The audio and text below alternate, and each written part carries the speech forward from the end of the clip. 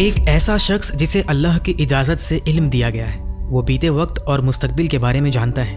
وہ وقت اور جگہ سے آگے نکل سکتا ہے، وقت میں سفر کر سکتا ہے اور ہر دور میں اپنی نشانیاں چھوڑ سکتا ہے، لیکن اس کے فرائض عام نہیں ہیں۔ وہ اکثر عجیب ہوتے ہیں اور قیامت تک جاری رہنے والے ہوتے ہیں۔ قرآن میں اس کا ذکر ہے۔ اللہ کی اجازت سے وہ دنیا کے مختلف حصوں میں نظر آتا ہے اور لوگوں کی مدد کرتا ہے۔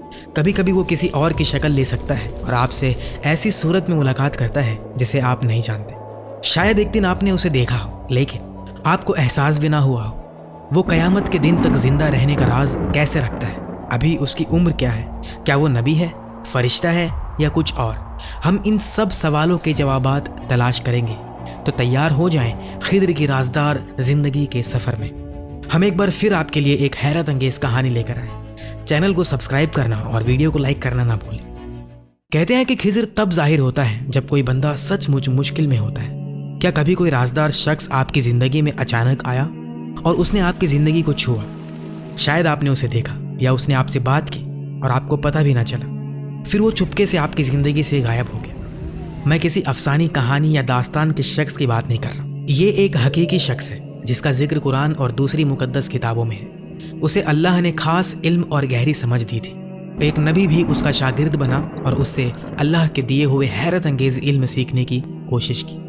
قرآن میں اس کا نام سیدھا نہیں لیا گیا، لیکن سورہ الکہف میں ایک ایسے بندے کا ذکر ہے جو ایک عجیب سفر پر نکلتا ہے۔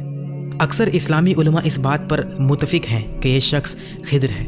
اگر آپ تیار ہیں تو چلیں وقت میں پیچھے چل کر خضر کے بارے میں اور جانیں اور یہ تلاش کریں کہ وہ کب پیدا ہوا۔ اس کی پیدائش کی تاریخ یقین سے نہیں معلوم، لیکن کچھ کہتے ہیں کہ وہ حضرت قابیل کے بیٹے حازو کی نسل سے تھا جو حضرت آدم علیہ السلام کے بیٹے تھے۔ دوسرے لوگ کہتے ہیں کہ وہ حضرت نوح کے بیٹے سام کے خاندان سے تھا۔ ایک اور دلچسپ کہانی کہتی ہے کہ خضر اور ذوالقرنین دو بہنوں کے بیٹے تھے، یعنی ان کے خالہ زاد بھائی تھے۔ ہمارے نبی محمد صلی اللہ علیہ وسلم نے ایک حدیث میں بتایا کہ خضر کو الخضر اس لیے کہا جاتا تھا کہ جب وہ سوکھی گھاس پر بیٹھتا تو وہ گھاس ہری اور زندہ ہو جاتی۔ اس کی سب سے بڑی خصوصیت یہ ہے کہ اللہ کے دیے ہوئے علم کی وجہ سے وہ ہزاروں سال بعد بھی زندہ ہے اور چپکے سے ہمارے درمیان چل پھر رہا ہے۔ بہت سے لوگ مانتے ہیں کہ خضر خاص لمحوں میں ظاہر ہوتا ہے اور کچھ واقعات کا رخ بدل دیتا ہے۔ ہاں، یہ سچ ہے کہ ہر زندہ چیز کو موت کا مزہ چکھنا ہے، تو پھر یہ کیسے ممکن ہے کہ خضر اتنے لمبے عرصے سے زندہ ہے؟ بہت سے اسلامی علماء نے اس سوال کے مختلف جوابات دیے ہیں۔ اصل میں یہ خیال کہ خضر زندہ ہے مختلف روایتوں کے ذریعے ہم تک پہنچتا ہے۔ سب سے پہلے جعفر صادق نے اپنے والد سے روایت کی کہ خضر کا ایک دوست تھا جو فرشتہ تھا۔ خضر نے اس فرشتے سے لمبا جینے کا راستہ پوچھا۔ فرشتے نے اس سے کہا کہ وہ آب حیات ڈھونڈے جو زندگی کا پانی ہے اور اندھیرے میں چھپا ہے۔ خضر ذوالقرنین کے آگے نکل گیا اور اس نے یہ پانی ڈھونڈ کر پی لیا۔ ذوالقرنین کو یہ نہیں ملا، اس وجہ سے خضر ابھی تک زندہ ہے، لیکن وہ ہم جیسا نہیں جیتا۔ اسے کھانے پینے کی ضرورت نہیں ہوتی جیسی ہمیں ہوتی ہے۔ اس کی زندگی الگ ہے، اسے دوسری سطح کی زندگی کہا جاتا ہے۔ خضر اور الیاس علیہ السلام آزاد اور خاص طریقے سے جیتے ہیں۔ وہ وقت اور جگہ سے بندھے ہوئے نہیں ہیں۔ وہ ایک ہی وقت میں کئی جگہ پر ہو سکتے ہیں۔ کبھی کبھی وہ ہماری طرح کھانا بھی کھاتے ہیں، لیکن صرف جب وہ چاہتے ہیں، نہ کہ ضرورت کی وجہ سے۔ کچھ روحانی علماء کہتے ہیں کہ ایک خاص روحانی مقام ہے جسے مقام خضر کہتے ہیں۔ جو شخص اس مقام تک پہنچتا ہے وہ خضر سے سیدھا علم سیکھ سکتا ہے اور اس سے مل بھی سکتا ہے۔ خضر مشکل وقت میں لوگوں کی مدد کرتا ہے، ان کے مسائل حل کرتا ہے اللہ کی اجازت سے۔ وہ ایک ہی وقت میں کئی جگہ ظاہر ہو سکتا ہے اور لوگوں کی مدد کرتا ہے۔ وہ ان لوگوں کا ساتھ دیتا ہے جو اللہ کی اطاعت کرتے ہیں اور اس کے راستے پر چلتے ہیں۔ اس کی مدد ایسی جگہ سے آتی ہے جہاں سے لوگوں کو امید بھی نہیں ہوتی اور اکثر لوگوں کو پتہ بھی نہیں چلتا۔ وہ کسی اور شخص کی شکل بھی لے سکتے ہیں۔ خضر کے پاس اللہ کا دیا ہوا خاص علم ہے جسے علم لدنی یا علم غیب کہا جاتا ہے۔ اس میں بیتے ہوئے اور آنے والے وقت شامل ہے۔ یہ علم کتابوں سے نہیں سیکھا جا سکتا، یہ اللہ کا انعام اور رحمت ہے۔ خضر کو یہ علم دیا گیا ہے۔ ایک روایت کے مطابق البراء نے بتایا کہ دنیا میں 4 انبیاء زندہ ہیں اور وہ زمین کے لوگوں کے لیے حفاظت کا ذریعہ ہیں۔ 2 زمین پر ہیں، خضر اور الیاس علیہ السلام، اور 2 آسمان میں ہیں، عیسیٰ اور ادریس علیہ السلام۔ اکثر اسلامی علماء کہتے ہیں کہ خضر ایک نبی ہے، لیکن یہ اختلاف ہے کہ کیا وہ لوگوں کے لیے رسول تھے۔ خضر اور الیاس علیہ السلام کے لیے زندگی اور موت میں زیادہ فرق نہیں۔ وہ ایک اونچی سطح کی ہمیشہ کی زندگی تک پہنچ گئے ہیں۔ خضر اور ذوالقرنین ہر رات ذوالقرنین کی بنائی ہوئی دیوار پر ملتے ہیں۔ ہر سال وہ حج اور عمرہ کرتے ہیں، ایک گھونٹ زمزم کا پانی پیتے ہیں اور یہ ان کے لیے پورے سال کے لیے کافی ہوتا ہے۔ ابن عساکر نے ابن اسحاق سے روایت کی کہ جب حضرت آدم کا انتقال ہونے والا تھا، انہوں نے اپنے بچوں کو جمع کیا اور کہا، اے میرے بچوں، اللہ زمین پر سزا بھیجے گا، میری لاش کو ایک غار میں رکھو، جب سزا ختم ہو تو مجھے شام کی زمین میں دفنا دینا۔ اس کے بعد حضرت آدم علیہ السلام کا انتقال ہو گیا۔ ان کی لاش کچھ وقت تک ان کے بچوں کے پاس رہی۔ جب اللہ نے حضرت نوح علیہ السلام کو نبی بنایا تو انہوں نے لاش اپنے ساتھ رکھی۔ جب طوفان آیا اور زمین پانی سے بھر گئی، نوح نے اپنے 3 بیٹوں سے کہا کہ لاش غار میں لے جائیں اور دفنا دیں، لیکن انہوں نے کہا کہ زمین خوف اور خطرے سے بھری ہے، ہم راستہ نہیں جانتے، انتظار کریں کہ لوگ بڑھیں اور دنیا محفوظ ہو جائے۔ نوح نے جواب دیا، آدم نے اللہ سے دعا کی تھی کہ جو اسے دفنائے وہ قیامت تک زندہ رہے، پھر بھی لاش ویسے ہی رہی جب تک خضر نہیں آئے۔ خضر نے آدم علیہ السلام کو دفنایا اور اس وجہ سے اللہ نے اسے جب تک وہ چاہے زندہ رہنے کی اجازت دی۔ جیسے کہ پہلے بتایا، خضر مختلف لوگوں کی شکل لے سکتا ہے۔ ایک بڑے اسلامی عالم امام ربانی نے اپنی کتابوں میں لکھا کہ ایک صبح انہوں نے خضر اور الیاس علیہ السلام کو روحانی شکل میں دیکھا۔ خضر نے روحانی انداز میں بات کی اور کہا، ہم روحوں کی دنیا میں ہیں، اللہ نے ہمیں روحوں کو ایسی طاقت دی ہے کہ ہم انسانی جسموں کی شکل لے سکتے ہیں اور ان کی طرح نظر بھی آ سکتے ہیں، لیکن یہ ضروری ہے کہ ہم اس کہانی کے نقطوں کی حقیقت سمجھیں تاکہ آپ بھٹک نہ جائیں۔ اس کہانی کے بہت سے حصے قرآن اور حدیث سے ثابت ہیں، جیسے موسیٰ اور خضر کا سفر، 3 واقعات، علم لدنی اور پرندے کے قطرے والی مثال۔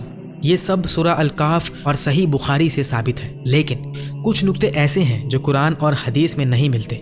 مثلا خضر کا وقت میں سفر کرنا، شکل بدلنا، ہزاروں سال زندہ رہنا یا قیامت تک مدد کرنا، یہ صوفی روایتوں یا فولکلور کا حصہ ہیں، لیکن صحیح حدیث سے تصدیق نہیں ہوتی۔ اسی طرح خضر کے قابیل یا سام کے نسل سے ہونا، ذوالقرنین کے ساتھ کزن ہونا، آب حیات پینا، آدم کی لاش دفنانا یا ہر رات ذوالقرنین کی دیوار پر ملنا، یہ سب اسرائیلیت یا ویک روایت ہے جو قرآن اور حدیث میں نہیں ہے۔ 4 زندہ نبیوں کا نقطہ بھی اختلافی ہے، صرف حضرت عیسیٰ علیہ السلام کا زندہ ہونا صحیح ہے۔ ہم نے یہ سب اس لیے بتایا تاکہ آپ قرآن اور سنت کی روشنی میں سچ جانیں، جو صحیح ہے اس پر یقین کریں اور جو روایت یا کہانی ہے اسے دلچسپ داستان کے طور پر سن لیں، لیکن یقین کے لیے صرف قرآن اور حدیث کو اپنائیں۔ تو اب چلیں خضر کی سب سے مشہور اور رازدار کہانی کی طرف جو قرآن اور حدیث میں بیان کی گئی ہے۔ خضر نے موسیٰ علیہ السلام کو غیبی علم سکھایا۔ یہ اس وقت ہوا جب فرعون ریڈ سی میں ڈوب گیا تھا۔ اس بڑے واقعے کے بعد موسیٰ نے اپنی قوم کو محفوظ جگہ پر لے گئے۔ ان کی قوم ان کے علم سے حیران تھی۔ ایک شخص سے رہا نہ گیا اور پوچھ لیا، اے موسیٰ، کیا زمین پر کوئی آپ سے زیادہ علم والا ہے؟ موسیٰ نے سچے دل سے جواب کیا، مجھے نہیں معلوم کوئی ایسا ہے۔ اس وقت اللہ کی طرف سے وحی آئی۔ اللہ نے بتایا کہ زمین پر ایک بندہ ہے جسے اللہ نے آپ سے زیادہ علم دیا ہے۔ اللہ نے کہا، 2 دریاؤں کے ملنے کی جگہ پر ہمارا ایک بندہ ہے جسے تم سے زیادہ علم دیا گیا ہے۔ موسیٰ نے پوچھا، اے میرے رب، میں اسے کیسے ڈھونڈوں؟ اللہ نے کہا، ایک مچھلی اپنے ساتھ لے جاؤ اور اسے ٹوکری میں رکھو، جہاں مچھلی غائب ہو جائے وہاں میرا بندہ ہے۔ اکثر اسلامی علماء اس بات پر متفق ہیں کہ قرآن میں ذکر کیا گیا یہ بندہ خضر ہے۔ تو موسیٰ اپنے جوان مددگار یوشع کے ساتھ 2 دریاؤں کے ملنے کی جگہ کے لیے نکل پڑے۔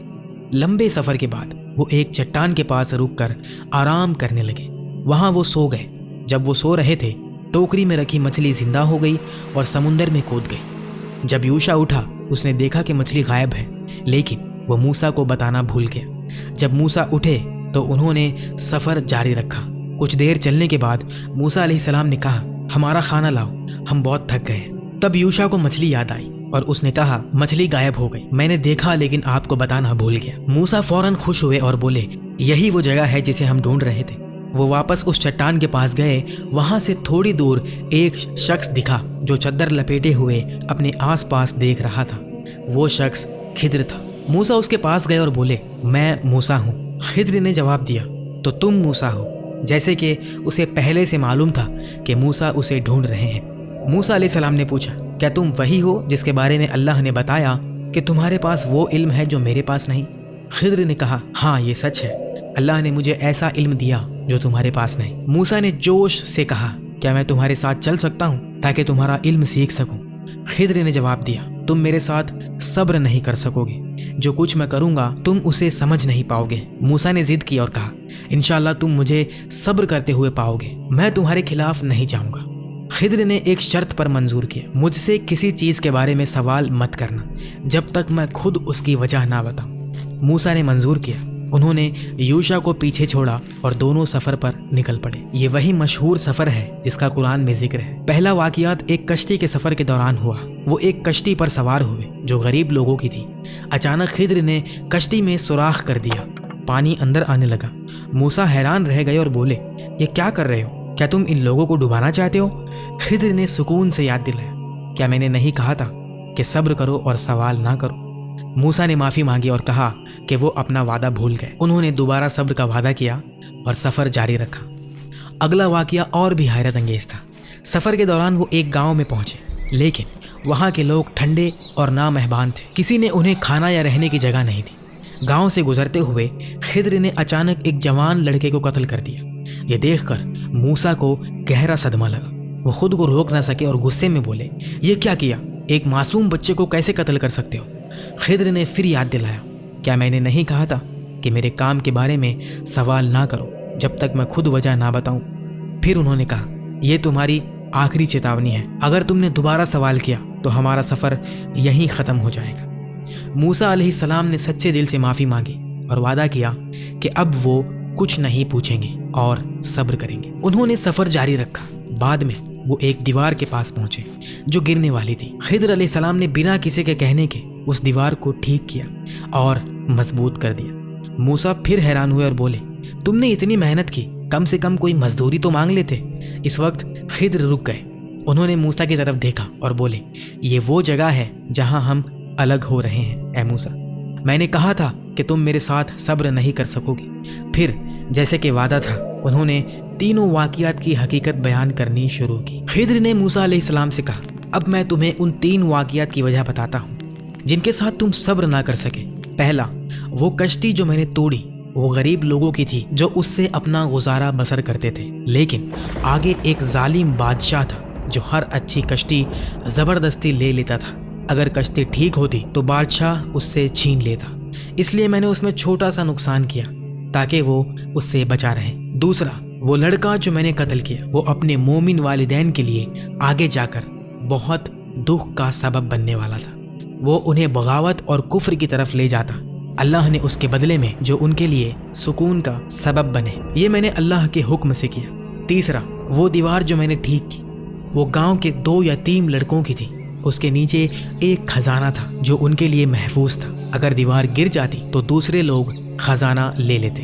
तुम्हारा रब चाहता था कि जब वो लड़के बड़े हों तो वो खजाना खुद पाएं, इसलिए मैंने दीवार ठीक की, ये भी अल्लाह के हुक्म से। फिर खिद्र ने कहा, मैंने ये सब अपनी मर्जी से नहीं किया, ये वो काम थे जो मेरे रब ने मुझे दिखाए। ये थी उन चीज़ों की असली वजह जिन पर तुम सब्र ना कर सके। ऐ मूसा, एक बच्चे का कत्ल करना शुरू में सदमा खेज या समझ से बाहर लग सकता है, लेकिन ये वाक़ियात बताते हैं कि अल्लाह का इल्म हमारी सोच से बहुत आगे है। एक बड़े नबी जैसे मूसा भी इसे फ़ौरन नहीं समझ सके, तो ये फितरी है कि हम भी इसे समझने में मुश्किल महसूस करें। खिद्र अल्लाह का एक खास बंदा था जिसे अल्लाह ने गैबी इल्म दिया। इस इलाही इल्म के ज़रिए खिद्र वो सच्चाई देख सकता है जो हम नहीं देख सकते और इंसानी काबिलियत से आगे का काम कर सकता है। जब 2 दरियाओं के मिलने की जगह पर एक छोटा सा परिंदा समुंदर के किनारे आता है और अपनी चोंच से एक कतरा पानी लेता है, खिद्र ये मूसा को दिखाता है और कहता है, ऐ मूसा, इस परिंदे की चोंच में जो कतरा है वो हमारे इल्म की तरह है और बाकी जो समुंदर है ये पूरा अल्लाह के इल्म की तरह है। ये लम्हा एक बहुत ताकतवर मिसाल है जो बताता है कि हमारा इल्म कितना महदूद है और अल्लाह का इल्म कितना अजीम है। अल्लाह के रसूल ने एक हदीस में कहा, अल्लाह मूसा पर रहमत करे, काश वो खिद्र के साथ सब्र करते और हमें उनके सफ़र के बारे में और बताते। मैं कितना चाहता कि ऐसा होता, और बाकी अल्लाह बेहतर जानता है। हर चीज़ चाहे जिंदा हो या गैर जिंदा इस कायनात में एक काम के लिए बनाई गई है। यहाँ तक कि छोटा सा सेल भी अपनी जगह जानता है इस मुकम्मल निज़ाम में। खिद्र अलैहिस्सलाम को फितरत के तवाज़ुन की जिम्मेदारी दी गई है। اسرائیل علیہ السلام کو روحیں لینے کا کام دیا گیا ہے۔ پتھر، بارش، درخت اور چھوٹے سے کیڑے سب کا ایک خاص کام ہے۔ کائنات میں ہر چیز مکمل ترتیب سے کام کرتی ہے ان لوگوں کے ذریعے جنہیں اللہ نے مقرر کیا ہے، اور جو واقعات ہمیں برے لگتے ہیں وہ بھی اس الہی نظام کا حصہ ہوتے ہیں۔ کبھی ہم سوچتے ہیں کہ وائرس دنیا میں پھیل گیا اور ہم مر رہے ہیں، یا جنگوں میں بچے اپنی جان گنوا رہے ہیں۔ ہماری محدود عقل کے ساتھ یہ سب اندھیرا اور نا امید لگتا ہے، لیکن یہ کہاوت کہ ہر چیز میں کوئی بھلائی ہے بے وجہ نہیں، کیونکہ بھلائی کا مطلب صرف خوشنما واقعات نہیں ہوتا۔ کبھی ہم ایسے حالات کے سامنا کرتے ہیں جو برے لگتے ہیں، لیکن اگر ہم کہیں کہ اللہ نے اس کے پیچھے کوئی وجہ رکھی ہے، بھلے ہی ابھی ہم نہ سمجھیں، تو اللہ ہمیں اس کی چھپی ہوئی حکمت دکھانا شروع کر دیتے ہیں۔ لیکن اگر ہم ایسے واقعات کا سامنا نا امیدی سے کریں تو حکمت دیکھنا اور بھی مشکل ہو جاتا ہے۔ تو دوستو، یہ تھی خضر علیہ السلام کی رازدار زندگی کی کہانی۔ اگر آپ کو یہ ویڈیو پسند آئی تو لائک اور سبسکرائب ضرور کریں، اپنی دعاؤں میں ہمیں یاد رکھیں، اور اگر آپ کا کوئی تجربہ یا سوال ہے تو کمنٹ میں شیئر کریں۔ اللہ ہمیں حق سمجھنے کی توفیق دے۔